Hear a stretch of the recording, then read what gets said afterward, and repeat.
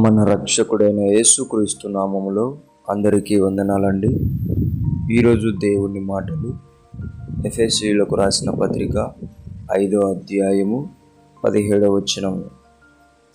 ఇందు నిమిత్తము మీరు అవివేకులు కాక ప్రభువు యొక్క చిత్తమేమిటో గ్రహించుకొనుడి. ప్రేమైన దేవుని బిడ్డలారా, మనమందరము కూడా ఈ లోకంలో ఎలా ఉండాలి అంటే వివేకులుగా ఉండాలి. అవివేకులము ఎప్పుడవుతాము అంటే తొందరపాటు కలిగి పనులు జరిగించినప్పుడు, తొందరపాటు కలిగి ఏ విషయంలో అయినా అడుగు పెట్టినప్పుడు అవివేకులం అవుతాం.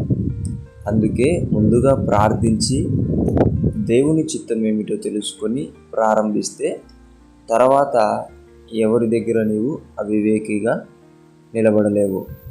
ఎందుకంటే ప్రభు చిత్తం తెలిసిన తర్వాత ఏది చేయాలో అదే చేస్తావు కాబట్టి నిన్ను ఎవరు కూడా హేళన చేయరు. అందుకే దేవుని బిడ్డలారా, తొందరపాటును మానేసి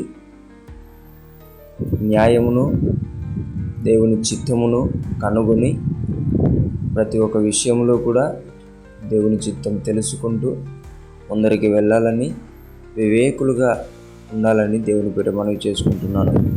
దేవుడి మాటలను దీవించును గాక. ప్రార్థిద్దాం. యేసయ్యానికి వందనాలు, స్తోత్రాలు ప్రభువా. ఈ లోకంలో నీ బిడ్డలుగా మేము జీవిస్తున్నప్పుడు తొందరపాటున అవివేకమును తెచ్చిపెడుతుంది ప్రభువా.